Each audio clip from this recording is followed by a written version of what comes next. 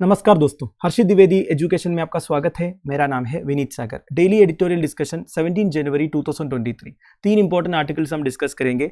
One is address of great constitutional importance. ये basically Tamil Nadu में governance address के time पर जो इश्यूज हुआ था ना, गवर्नर ने गवर्नेंस एड्रेस का कुछ कंटेंट्स को स्किप किया था, उस बारे में एक आर्टिकल है। काफ़ी इंपॉर्टेंट आर्टिकल है, काफ़ी articles of the Indian constitution के बारे में मेंशन है इस आर्टिकल में, वो देखेंगे। फिर देखिए लीडिंग फ्रॉम फ्रंट, इस साल इंडिया G20 की प्रेसिडेंसी टेक ओवर किया है इंडोनेशिया से। तो अभी इंडिया G77 का भी चेयरमैनशिप को टेक ओवर किया है। तो ग्लोबल साउथ का कोऑपरेशन इंश्योर करने के लिए इंडिया का रोल क्या है? Basically G77 group of Nations में करीब 134 कंट्रीज है, उनके बीच में कोऑपरेशन को इंश्योर करने के लिए, उनके वॉइस बनने के लिए इंडिया को क्या करना चाहिए, ये सब के बारे में एक आर्टिकल है, अच्छा आर्टिकल है। फिर सोशल इक्वलाइजर, इधर गवर्नमेंट डिजिटल पेमेंट सिस्टम को प्रमोट करने के लिए जो किया जा रहा है उसके बारे में एक आर्टिकल है। तो ये तीन आर्टिकल हम डिस्कस करेंगे। आगे जाने से पहले लेक्चर पर लाइक का बटन, चैनल को अब तक शेयर एंड सब्सक्राइब नहीं किया हो तो कर लीजिएगा। हमें सपोर्ट करने के लिए आप सुपर थैंक्स का ऑप्शन यूज कर सकते हैं। शुरुआत करते हैं दोस्तों। सबसे पहला article, this is an address of great constitutional importance. Article लिखा है PDT Acharya, he is former secretary general Lok Sabha. ये आर्टिकल बेसिकली तमिलनाडु में रिसेंटली जो इश्यू हुआ, तमिलनाडु गवर्नर और स्टेट लेजिस्लेटिव असेंबली के बीच में, उसी के बारे में है।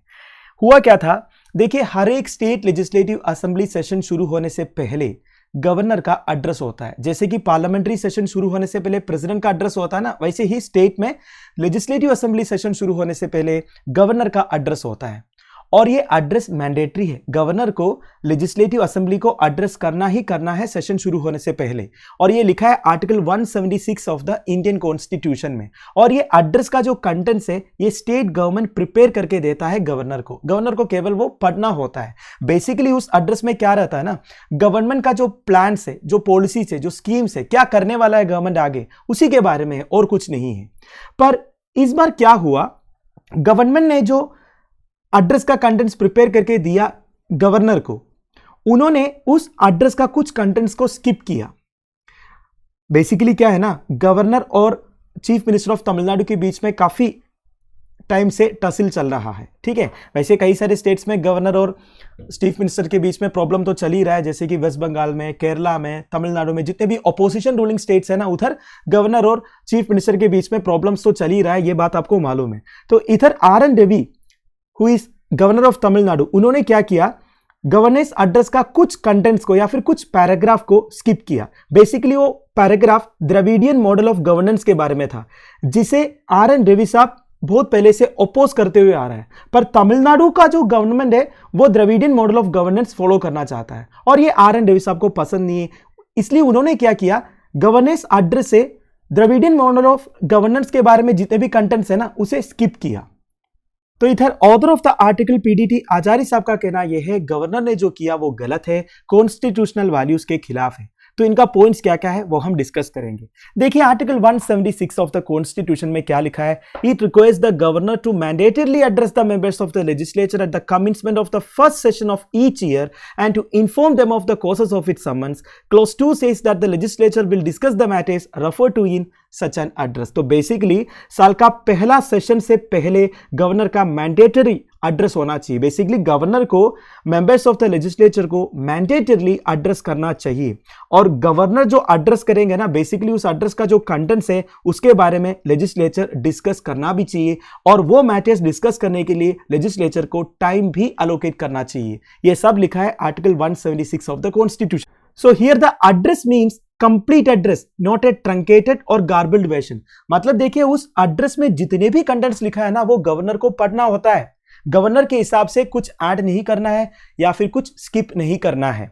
So here the constitution gives a specific direction to the house to find time to discuss the contents of the governance address। ये मैंने आपको पहले ही कह दिया कि देखिए गवर्नेंस एड्रेस में जितने भी कंटेंट्स हैं उसके ऊपर डिस्कस करने के लिए टाइम भी अलोकेट करना चाहिए लेजिस्लेचर को। यह भी कॉन्स्टिट्यूशन में लिखा है। वैसे देखा जाएगा तो कॉन्स्टिट्यूशन में कहीं भी यह नहीं लिखा है कि कोई भी मैटर के ऊपर डिस्कस करने के लिए टाइम अलोकेट करना चाहिए करके। But governance address under article 176 में जितने भी मैटर्स है उसके ऊपर डिस्कशन करने के लिए टाइम अलोकेट करना चाहिए, यह लिखा है कॉन्स्टिट्यूशन में।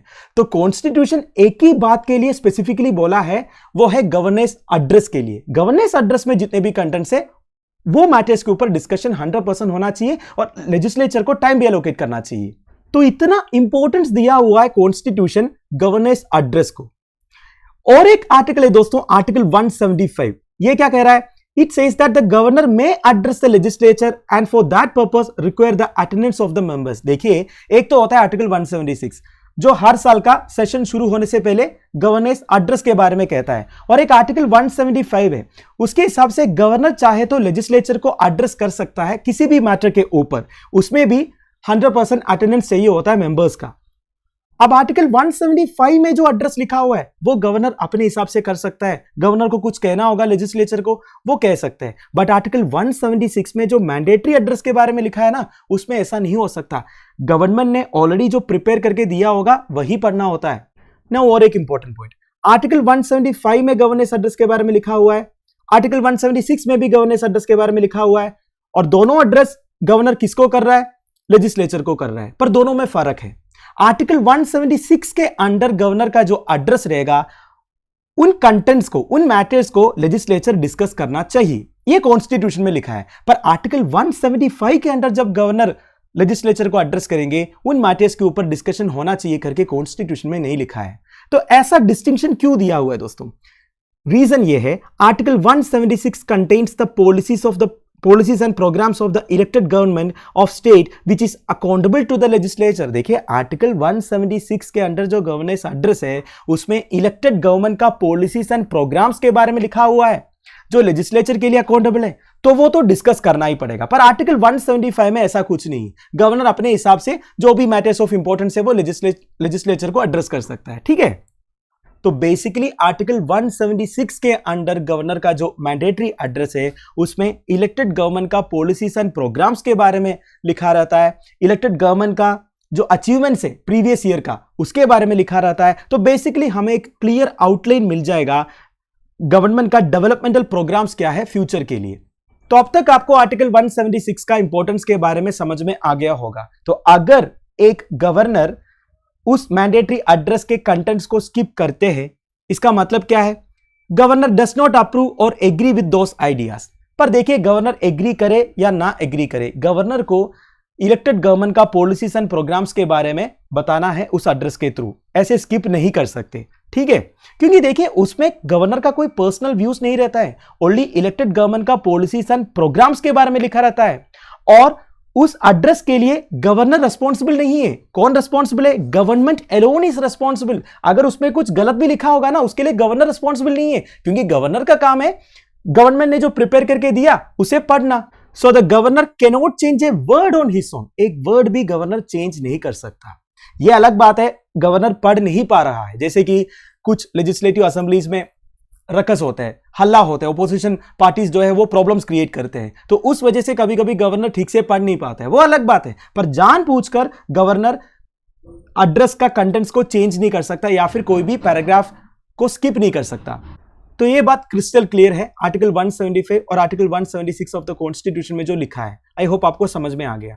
अब हम कुछ और पॉइंट्स के बारे में डिस्कस करेंगे जो गवर्नर से रिलेटेड है। देखिए, आजकल देखा जाएगा तो जितने भी ऑपोजिशन रूल्ड स्टेट्स है ना, उधर गवर्नर और स्टेट गवर्नमेंट्स के बीच में टसल तो चल ही रहा है। मैंने आपको कुछ एग्जांपल्स भी दिए थे, जैसे कि केरला, वेस्ट बंगाल एक्सेट्रा। इन स्टेट्स का कहना यह है सेंट्रल गवर्नमेंट गवर्नर के थ्रू उनके एक्टिविटीज में इंटरफेयर करने की कोशिश करता है करके। एक बात तक ये बात सच भी है, आपको मालूम है दोस्तों। तो देखिए, आजकल ऑपोजिशन रूलिंग स्टेट्स में ये देखने को मिल रहा है, जो स्टेट असेंबली है वो एक बिल पास करता है, बिल पास करने के बाद गवर्नर के पास जाता है, गवर्नर जब वो बिल के ऊपर साइन करेंगे तब वो बिल एक्ट बन जाएगा, ये बात आपको मालूम है। तो जब असेंबली एक बिल पास करके गवर्नर को भेजता है, गवर्नर के पास क्या क्या ऑप्शन है ये लिखा है आर्टिकल 200 ऑफ द कॉन्स्टिट्यूशन में।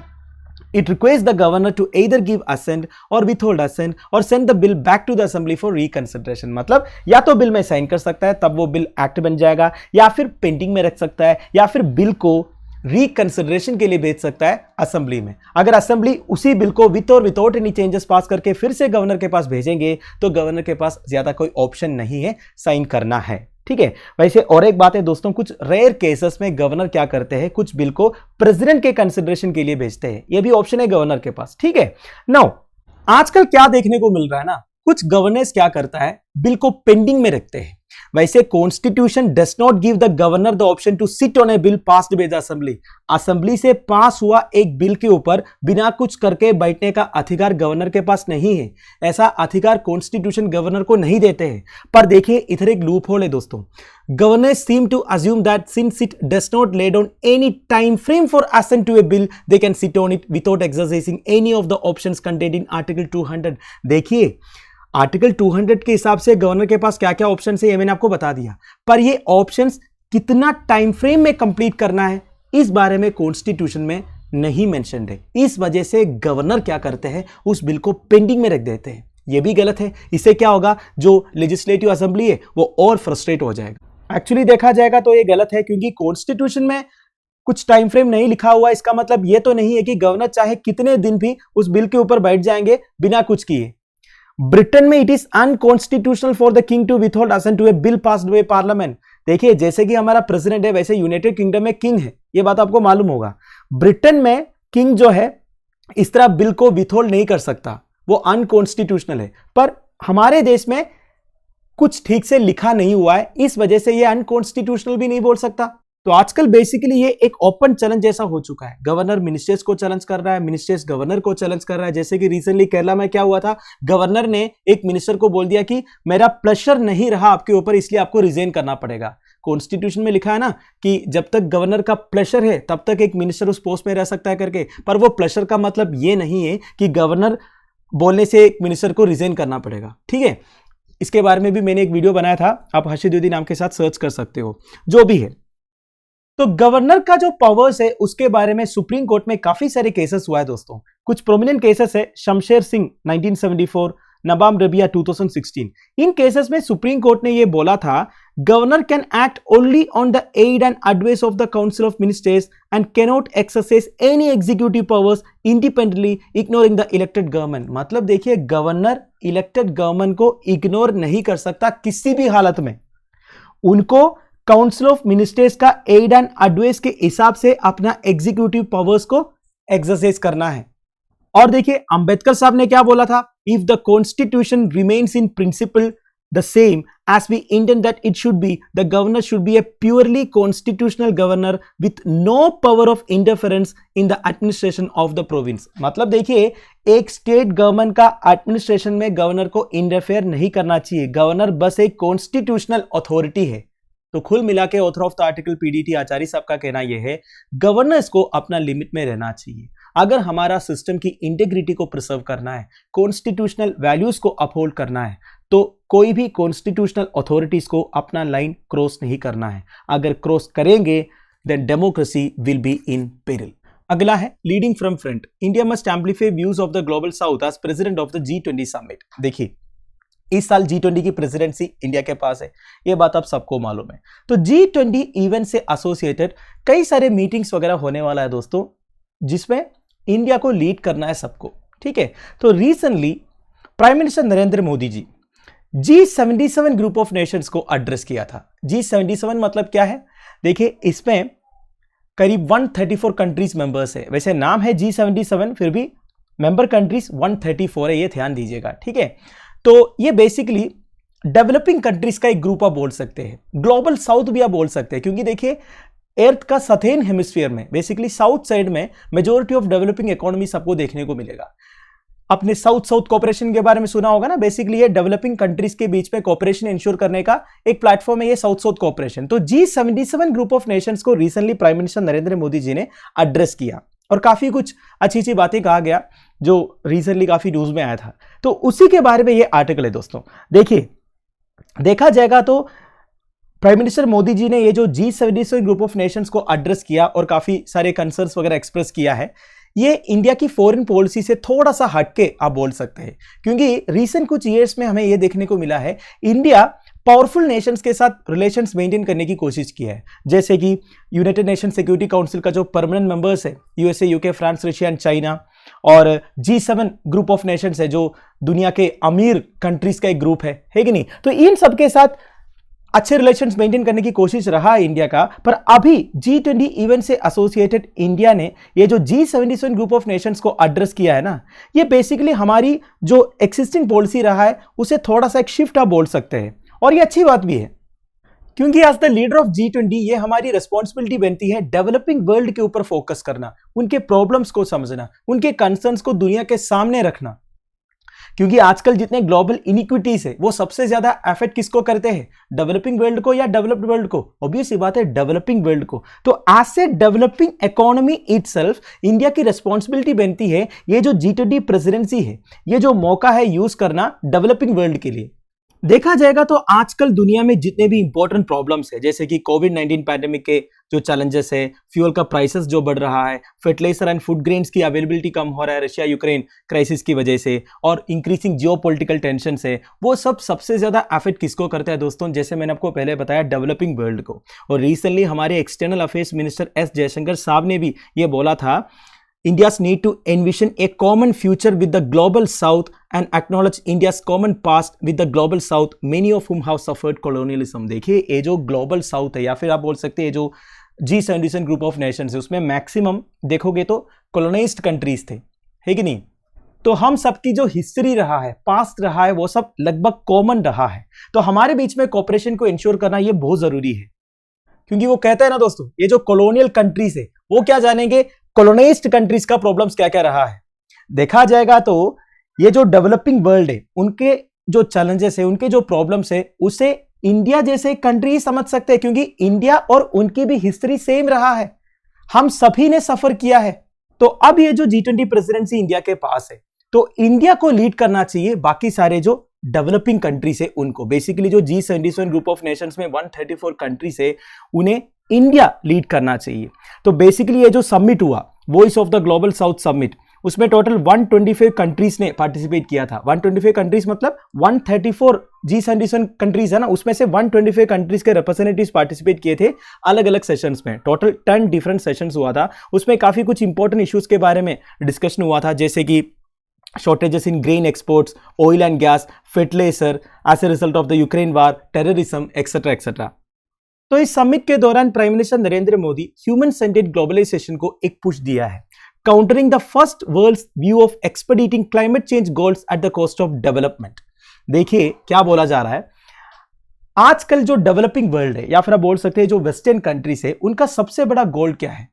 कैसे भी करके क्लाइमेट चेंज को टैकल करना है।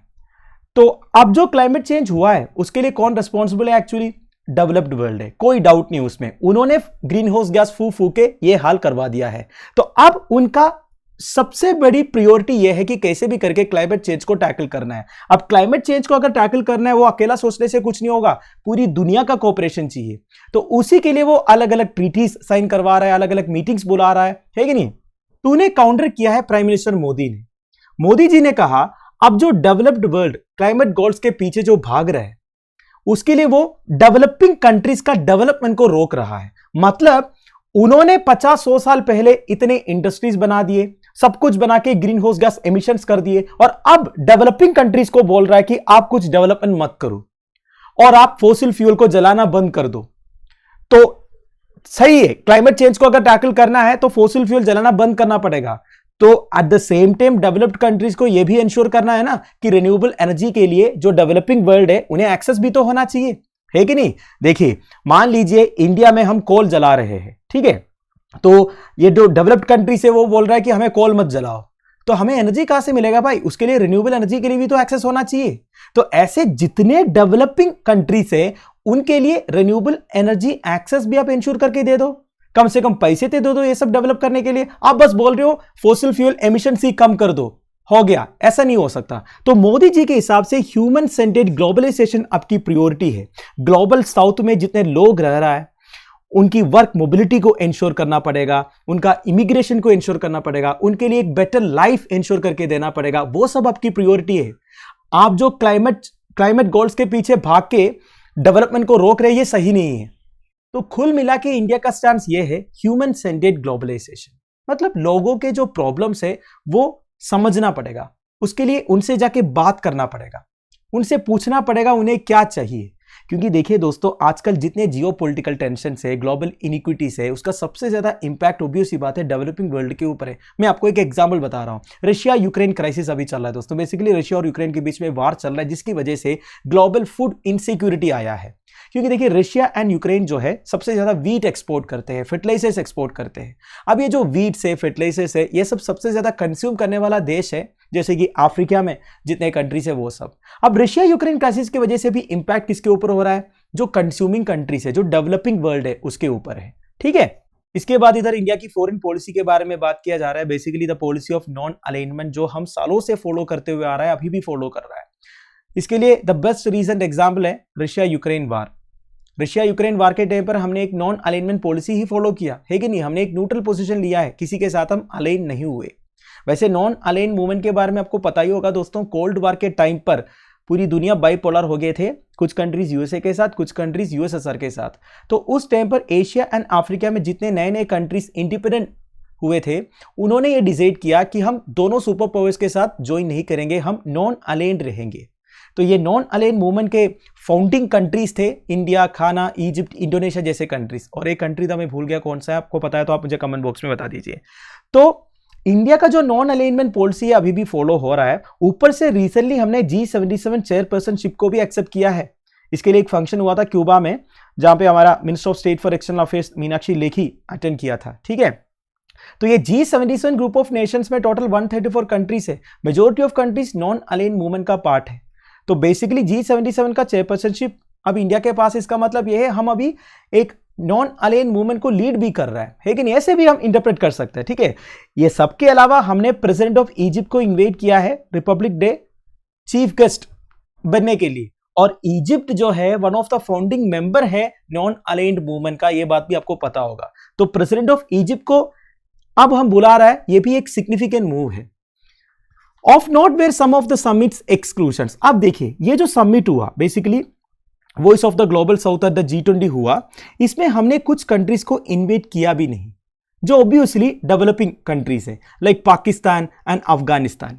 अब पाकिस्तान को, अफगानिस्तान को इन्वाइट क्यों नहीं किया, इसके बारे में ज्यादा कुछ बताने की जरूरत नहीं है। तो हमारे ये जो एक्सक्लूजन है, हमने जिन कंट्रीज को एक्सक्लूड किया है वो भी सही है, वो भी एक सिग्निफिकेंट मूव है।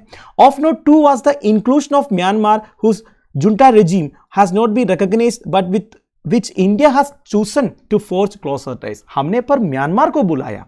अब देखिए म्यांमार को हमने इसलिए बुलाया, वैसे म्यांमार का जो जुंटा रेजिम है उसे हमने अब तक रिकॉग्नाइज नहीं किया है, फिर भी देखा जाएगा तो म्यांमार और इंडिया के बीच में टाइज जो है, रिलेशन जो है लगभग ठीक है। ठीक है, तो इंडिया ने अपने बारे में सोचा है। वैसे देखा जाएगा तो कई सारे कंट्रीज है जो खुश नहीं थे म्यांमार को इंक्लूड करने से, कोई बात नहीं।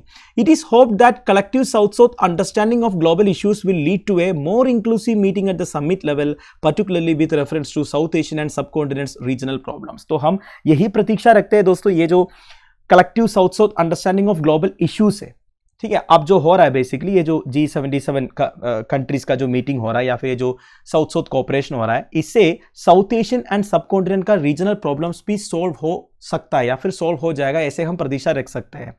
So it is also of note that grouping did not release a common or joint statement. Now this is also very important. देखिए जब ये समिट हुआ था ना voice of the global south G20, इसमें कोई जॉइंट स्टेटमेंट नहीं हुआ या फिर एक कलेक्टिव स्टेटमेंट नहीं हुआ, सारे कंट्रीज ने मिलकर कोई स्टेटमेंट वगैरह पुटअप नहीं किया। जो मोदी जी ने बोला, जो मिस्टर जयशंकर साहब ने बोला, वही सभी ने एक्सेप्ट किया। तो बेसिकली इधर इंडिया का जो लीडरशिप है उसका एक एक्सेप्टेंस, ठीक है, इधर दिख रहा है। मतलब जो मोदी जी ने पॉइंट्स पुटअप किया, मिस्टर जयशंकर साहब हमारे जो एक्सटर्नल अफेयर्स मिनिस्टर, उन्होंने जो पॉइंट पुटअप किया उसी को सभी ने एक्सेप्ट किया। मतलब सब खुश है इंडिया का लीडरशिप से। तो as a true leader of the developing world at G20 summit, India must reflect on the aspirations of other nations and amplify them। तो बेसिकली इंडिया को एज ए लीडर बाकी सारे जो डेवलपिंग कंट्रीज है उनके aspirations को reflect करना चाहिए। मतलब इंडिया को बनना है voice of the global south. Global south में जितने भी कंट्रीज है उनके लिए आवाज बनना है इंडिया को। अगला है social equaliser while promoting digital payments care is needed to guard against cyber threats. देखिए आजकल देखा जाएगा तो गवर्नमेंट की तरफ से डिजिटल पेमेंट्स को प्रमोट करने के लिए काफी सारे मेजर्स देखने को मिल रहा है। हमारा national payments corporation of India का यूनिफाइड पेमेंट्स इंटरफेस कितना सक्सेसफुल हुआ है ये बात आप सबको मालूम है। यूनियन कैबिनेट ने रिसेंटली एक डिसीजन लिया 2600 करोड़ रुपीस ईयरमार्क करने के लिए बेसिकली बैंकों को देने के लिए, डिजिटल पेमेंट्स को प्रमोट करने के लिए। तो इससे ये समझ में आ रहा है कि गवर्नमेंट कितना इंटरेस्ट ले रहा है डिजिटल पेमेंट्स को प्रमोट करने के लिए। वैसे रिजर्व बैंक ऑफ इंडिया का पेमेंट्स विजन 2025 डॉक्यूमेंट ये ऑब्जर्व करता है that payment systems foster economic development and financial stability. देखिए पेमेंट सिस्टम्स कितना फास्ट होगा, कितना डिजिटल होगा, उतना अच्छा economic development and financial stability होने का चांसेस है। At the same time financial inclusion को भी ये सपोर्ट करता है। ये रिजर्व बैंक ऑफ इंडिया कह रहा है अपना पेमेंट विजन 2025 डॉक्यूमेंट के थ्रू। तो बेसिकली गवर्नमेंट जो कर रहा है, गवर्नमेंट जो डिजिटल पेमेंट्स को प्रमोट कर रहा है, इसका फाइनल ऑब्जेक्टिव आप ये बोल सकते हैं economic development, financial stability and financial inclusion. Unified payments interface या फिर यूपीआई का सक्सेस रेट के बारे में बात करें तो दिसंबर 2022 में total monthly volume of UPI facilitated transactions aggregated almost 783 crore with the value exceeding 12.8 lakh crore. मतलब टोटल वैल्यू देखिए 12.8 लाख करोड़ तक पहुंच चुका है दोस्तों, इससे ज्यादा हो चुका है यूपीआई ट्रांजैक्शन का। While this was a 71% jump in volume and a 55% increase in value from a year earlier, UPI volume last month was close to 54 times the transactions in December 2017। देखिए 5 साल पहले का डाटा से अगर आप compare करोगे ना, 54 टाइम्स इंक्रीज देखने को मिला है यूपीआई ट्रांजैक्शंस में। मतलब इतना सक्सेसफुल एक पेमेंट मेथड बना है आजकल यूपीआई जो है। और आजकल अगर आप देखोगे बहुत सारे फिनटेक कंपनीज इस सेक्टर में उतरा है। बेसिकली अलग अलग पेमेंट मेथड्स वो ऑफर करता है। सोशल मीडिया कंपनीज भी आजकल पेमेंट सिस्टम ऑफर कर रहा है, जैसे कि व्हाट्सएप पे के बारे में आपको पता होगा। भले व्हाट्सएप पे इतना सक्सेसफुल नहीं हुआ इंडिया में, फिर भी देखा जाएगा तो आजकल जितने भी बड़े बड़े कंपनीज है ना, वो ये पेमेंट सेक्टर में उतर रहा है। और आजकल कई सारे फिनटेक कंपनीज मार्केट में उतरा है जो मेजर शेड्यूल्ड कमर्शियल बैंक्स के साथ कोलैबोरेट करके इनोवेटिव पेमेंट मेथड्स लेके आ रहा है। पर देखिए the banking sector however has been at a relative disadvantage. देखिए बात यह है ना, हमारा बैंकिंग सेक्टर थोड़ा सा डिसएडवांटेज में है in leveraging the payments ecosystem for its core business growth. आजकल क्या हो रहा है ना, मेजर बैंक्स जो है अपना जो पेमेंट इकोसिस्टम है वो अलग अलग फिनटेक कंपनीज को ऑफलोड करके दे रहा है। मतलब उनका जितना भी पेमेंट इकोसिस्टम है वो सब अलग अलग कंपनीज देखेंगे, वो अलग अलग मेथड्स भी लेके आ रहा है, अच्छी बात है। पर देखिए बैंकों को इन पेमेंट्स को सिक्योर करने के लिए इंफ्रास्ट्रक्चर सेटअप करना भी तो जरूरी है। इसके लिए बहुत पैसे उन्हें खर्च करना पड़ता है। ऐसे ही किसी एक कंपनी को अपना पेमेंट इकोसिस्टम पूरा दे नहीं सकता ना, उसके लिए पूरा इंफ्रास्ट्रक्चर को सेटअप करना पड़ेगा, सिक्योर करना पड़ेगा। इसके लिए भी बैंकिंग सेक्टर को आजकल बहुत सारा पैसे खर्च करना पड़ रहा है। तो कुल मिला के गवर्नमेंट अभी ये जो 2600 करोड़ रुपीस बैंकों को दे रहा है, it is actually a compensation for waiving the merchant discount rate they would otherwise have levied. क्या होता है मर्चेंट डिस्काउंट रेट? देखिए शॉप्स में पीओएस मशीन रहता है, आपने देखा होगा पॉइंट ऑफ सेल मशीन, जहां पे आप कार्ड स्वाइप करते हैं। तो ये जो पीओएस मशीन है एक बैंक का होता है। तो बैंक जो है पेमेंट्स को एक्सेप्ट करने के लिए एक कमीशन चार्ज करते हैं, उसे मर्चेंट डिस्काउंट रेट बोलते हैं। तो गवर्नमेंट ने डिजिटल पेमेंट्स को और प्रमोट करने के लिए बैंकों को बोला था ये मर्चेंट डिस्काउंट रेट आपको लेना नहीं है। पर इससे बैंकों को क्या हो रहा था, लॉस हो रहा था, है कि नहीं?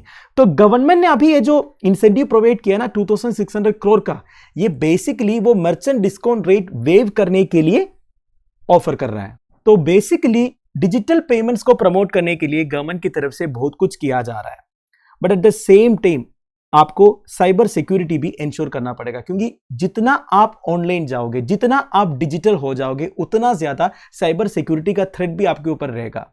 तो हमारे पॉलिसी मेकर्स को इसके ऊपर भी ध्यान देना चाहिए, कॉन्स्टेंटली सिक्योरिटी को एनहांस करने के लिए भी मेजर्स अडॉप्ट करना चाहिए। तो दोस्तों दैट्स इट। आई होप आपको वीडियो इंफॉर्मेटिव लगा होगा। Thank you for watching. Bye bye, have a nice